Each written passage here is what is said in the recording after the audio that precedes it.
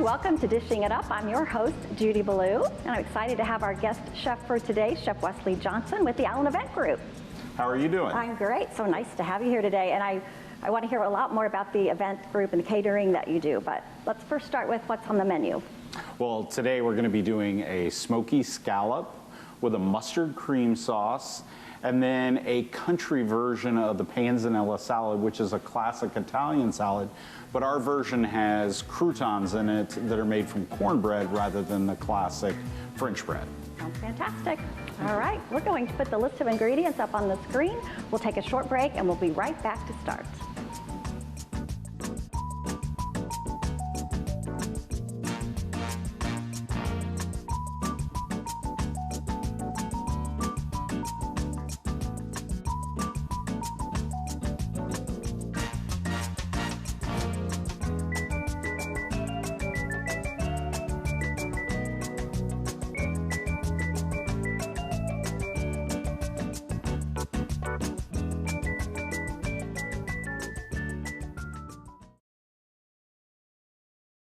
All right, welcome back to the show, Chef. We're starting with scallops, which is my ultimate favorite part of any meal. Scallops are the best. It's one of those classic, just elevates any meal. Mm-hmm. Yes. Okay, what do we do? Well, today we're going to start with making the sauce. Okay. So first thing we're going to do is we're going to bring this heavy cream up to a boil, and that will take just a minute. Let's see if we can turn this heat up a little bit. What a great space to work in. Thank you. I'm so jealous. Thank you. This is nothing. Anytime. I need to have you come redo my kitchen at home. Okay. This is so much nicer. So what we're going to do is we're going to add a little bit of fresh thyme, which won't wind up on the plate at the end, so you don't have to worry too much about breaking it down or stripping it out or anything like that. And then we're going to add a little bit of whole grain mustard. So you've got that nice creaminess, and then you're going to get a little bit of this tart, kind of almost vinegary kind of feel to it. So we're just going to add a couple of tablespoons to that, and you can see it's already starting to come up to a boil. And we'll just kind of stir that around. And what's going to happen is the mustard is going to help kind of thicken the sauce. So we're going to let this simmer for a minute while we get started on the scallops. Great. Okay, and that should be done just about when the scallops are. And one of the things we like to do is we try to keep things really simple and clean. A lot of people add a lot of ingredients just to add a lot of ingredients. Okay. You don't have to do that to get a really, really great flavor. So what we're going to do is on this other one, we're going to heat up our skillet, and we're going to add some butter, and we're going to create brown butter. So with brown butter, what you're doing is you're separating the fats from the solids in the butter, and then the solids will start to toast and get this nice brown color, and you'll kind of see that as it goes. It'll go pretty quickly. And do you salted or non-salted butter? I traditionally just use unsalted, and part of the reason for that is in the manufacturing process, all the varieties of butter you get, there's not a standard of how much salt to put in the butter. So whenever you put salted butter in something, you have no idea how salty it is. Okay. So I always use unsalted, and then I add my own salt later on in the makes process. sense. So while this is melting, you can see how this heavy cream is starting to get this thickness. And what we're looking for is, you see how it's coated the back of the spoon? Sure. And then you can just draw your finger through, and it keeps that size. That's what you're looking for in the thickness. Love those helpful hints.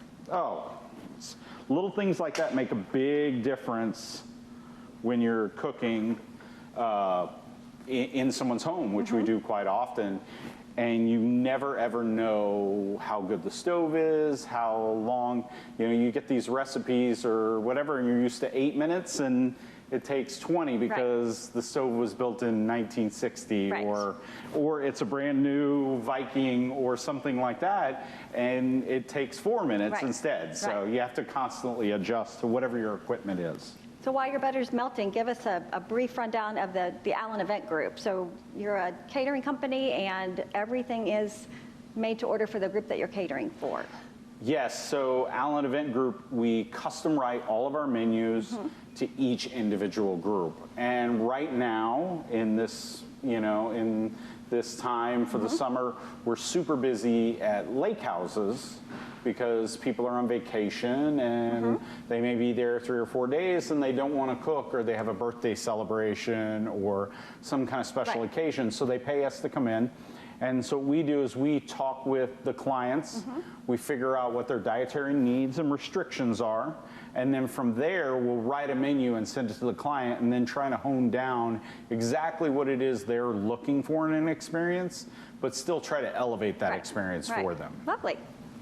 And you go anywhere. If someone calls you from the other side of the country, wherever we need to go. You're going to go and cook, and I think that's wonderful. My counterpart right now is on the East Coast working, and I have been spending most of my time this year at Lake of the Ozarks and Table Rock, back and forth, depending on what client needs are. So.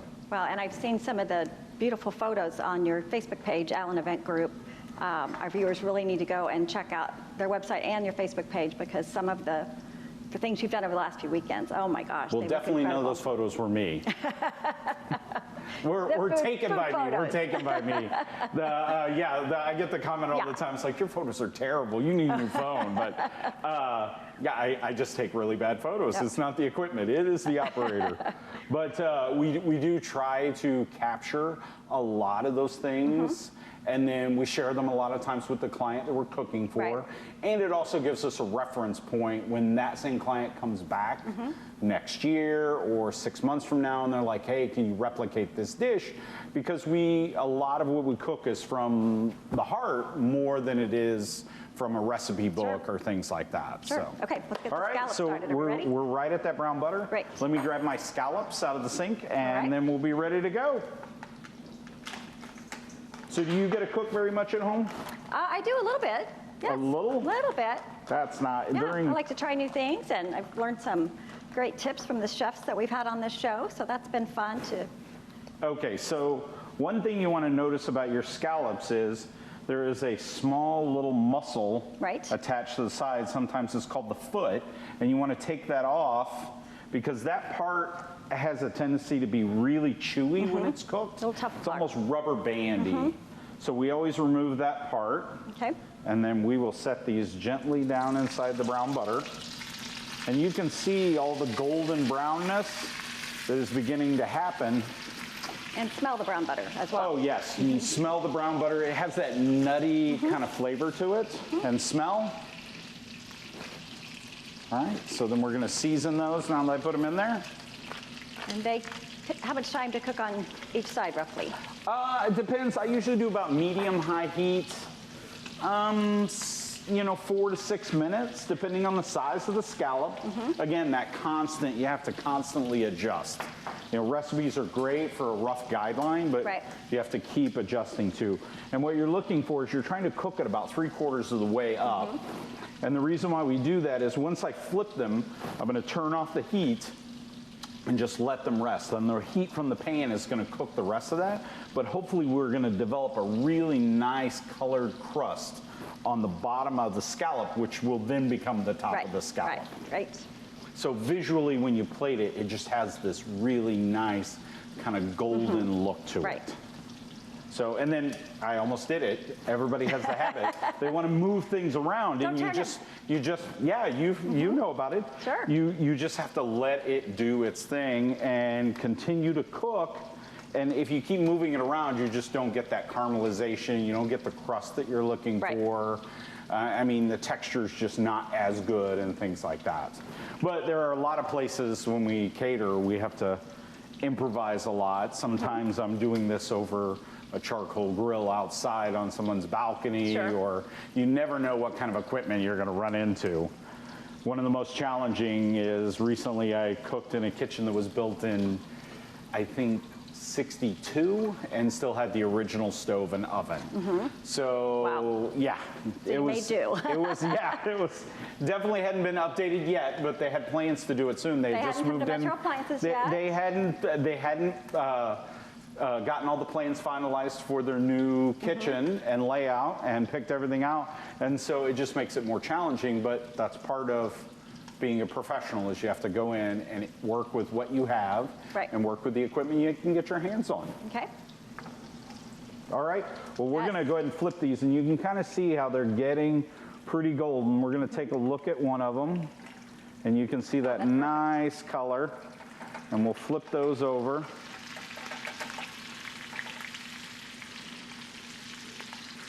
And gorgeous Beautiful. color today.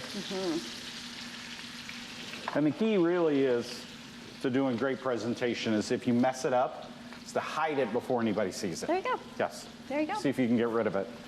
All right, shall we move on to plating? I'll show Sure. you how we do this. Absolutely. Okay, so we're gonna do a little bit of garnish, and this is a little blend of radish, sprouts, and a few other sprouts to kind of give it a little contrast. I always like to do a little fresh with a little, with a little bit of creamy. And then we're gonna come back in with the cream sauce.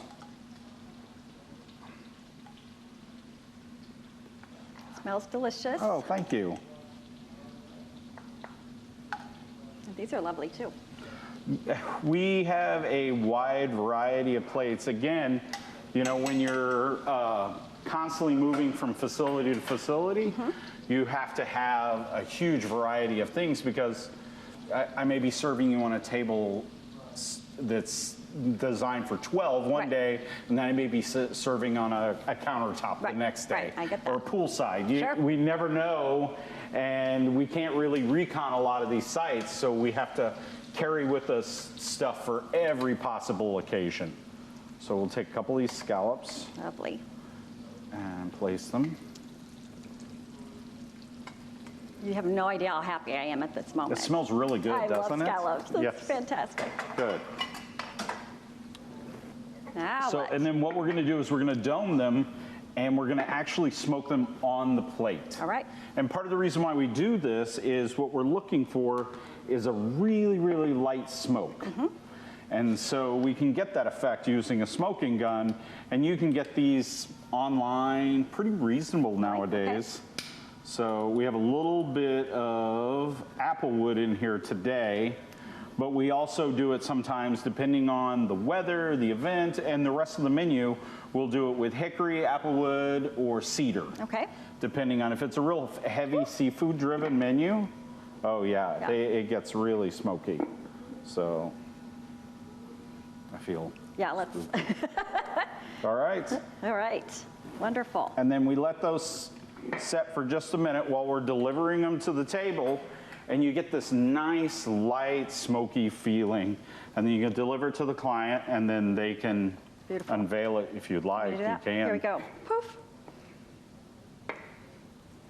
How fun is that? And it's dependent on how smoky the guest likes it. We can let it set for 4 or 5 minutes, what kind of smoke we use, Right. that kind of thing. That's So, fabulous. Okay, time to take a quick break, and we'll be back with the second part. This is wonderful.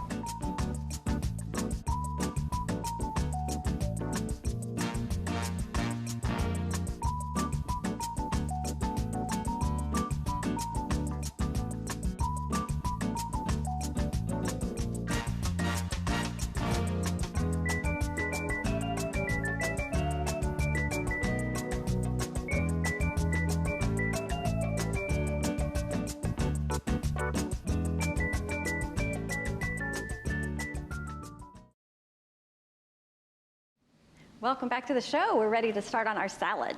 What's first?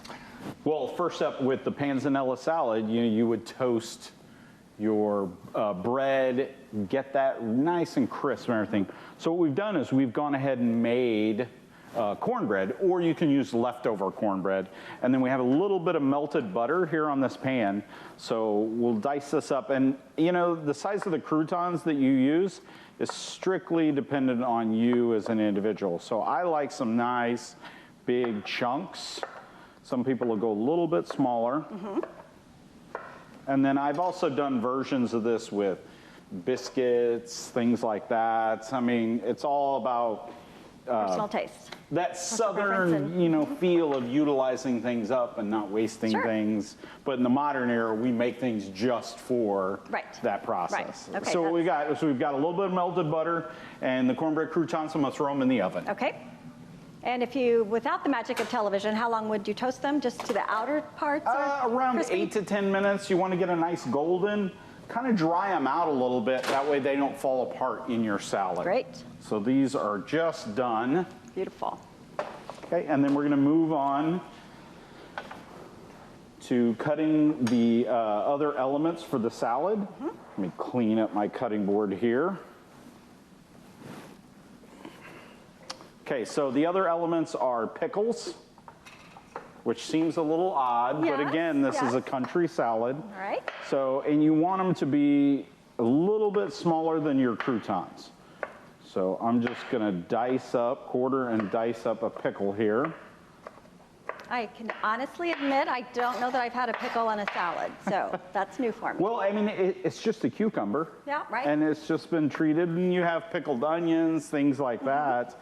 So then I do some diced tomatoes, and there's nothing specific about the type of tomato you want to do.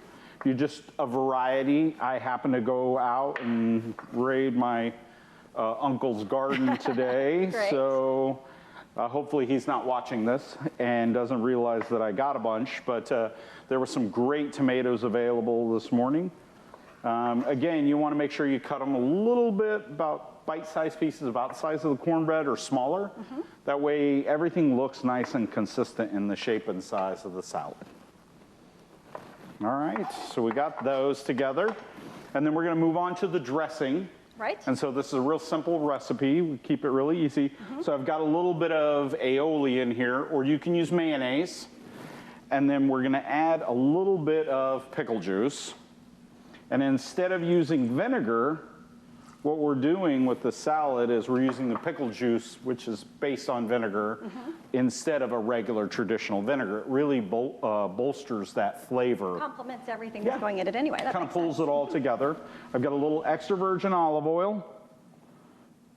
And this doesn't have to be so mixed. You actually kind of still want that rustic kind of country feel to it. And a little bit of Dijon mustard. And the Dijon helps to kind of tie it together. And then we'll just whisk it with a fork until it looks nice and creamy. It'll take just a second. And then we'll toss everything together. Could it be simpler? No, and you know, with summer salads, you want really simple because you're really trying to get the vegetables to do most of the speaking for you. So we're just going to put everything in the bowl, toss it all together, and then serve it.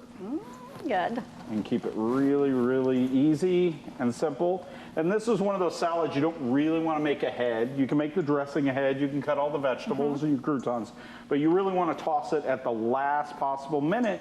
And the reason for that is the croutons, because cornbread croutons are a little bit softer, they're not as strong as bread, they're going to break down a little bit in the dressing, and you don't want them to break down so much that they just become mush. Right. So we're But going like to give it here, a this is a 3 or 4 minute preparation and you're ready to go for your guest. Yeah, and like I said, even if you're planning on doing this for a barbecue or an outdoor event or everything, you can have everything ready, and then all you're doing is at the last minute, you're just going to toss it all together. And we're going to bowl this up, and then I'm going to garnish with a few fresh tomatoes just because, I mean, the tomatoes are beautiful. And I'll hit it with a little bit of salt and pepper. Wonderful. We'll get a couple of fresh ones. Oh, I love this one. And you could do this obviously for 2 people or 20 people. Oh, Just yes. Planning And I ahead. mean, again, it's one of those great things because it's simple, it's easy. If you're cooking at home, you can entertain in this kind of way without spending all your time in the kitchen. You got to spend time with your guests. Right. Love it. Because I mean, you didn't invite all those people over just so you could cook. You want to entertain, and that's the reason why we stay so busy, is people want to entertain their guests and not Right. get stuck in the kitchen. So they Okay. invite us in to take care of that, and then we clean everything up for them and disappear at the end of the evening. And Couldn't be better. yeah, All right. And when you also cater, you also bring your own servers. So we're going to take a short break, and when we come back for our taste test, we're going to see how you do it at the Allen Event Group. well, thank you. Okay, we'll be right back.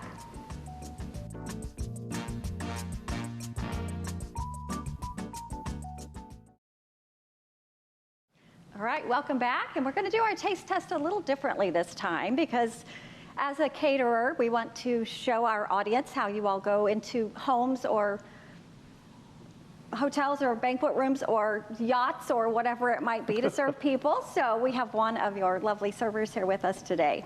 Yes, Becky is going to take care of our guests and kind of serve her the meal. And a lot of times we do have servers, multiple servers. Not always. It depends on the situation. We're very fluid and flexible with size of the space, size of the group, those kinds of things. And we have a guest to eat for us today and to sample, Agnes. So let's serve that up. And Agnes, please save me some because, as I mentioned, scallops may be my favorite food. So if our viewers want to know how to get in touch with the Allen Event Group, how do they find you? AllenEventGroup.com. And you can reach out to Paul actually on Facebook. One of the big advantages we have is Paul is very on top of things, so his response times are very quickly. Sometimes some of these events can book as short as 48 hours out. I mean, we love to have a couple of weeks to write a menu and go back and forth, but there have been times that someone has had an impromptu birthday party or there's a celebration of some sort, and we have to very quickly get things put together. That's wonderful. Yeah, he responded to me just like that, so that's great. I think he lives with that phone in his hand, just stares at it. So your website is Allen Event Group, A-L-L-E-N, and also the same name for the Facebook page. Yes. And you cater from groups of 2 to... In fact, it's Saturday, I'm doing about 100 with a pig roast. Okay. So we cover a big, broad spectrum of food, from fine dining, prepared meals, to coordinating a pig roast, which I'm doing on Saturday. All right. And Paul's background was actually on a yacht. Yeah, Paul is used to the high-end, fine dining end of things, and that really catering to the guests and the guest needs kind of feeling, making them feel special in their own home, which is not the easiest thing to do because people are very comfortable and they're kind of the way they are at home, but you want to elevate that experience in their own home or their vacation home, something like that. So we add a lot of extra touches. That's what the server's for. We don't always let them know everything we're going to do. We try to go above and beyond, and from plating to serving to, I mean, whatever needs to be done, we try to take care of it. Oh, it sounds like a wonderful company. I'm so glad to learn about it, and we're so happy to have you here today with us. I want to tell our viewers to learn more about Metro Appliances and More, metroappliancesandmore.com, and we have 8 locations across the Midwest. And then to check the local listings at mc22.net to find out when this show and others like it will air. So we are so happy that you joined us today. We're happy that you joined us and your beautiful hostess with us, and Agnes, who's sampling, and she looks very happy down there. Good, good, good. Very happy. So thanks for being here. I had a great time. Thanks for having us. Great. Thanks for joining us. We'll see you next time. And I'm just hoping she saves me some.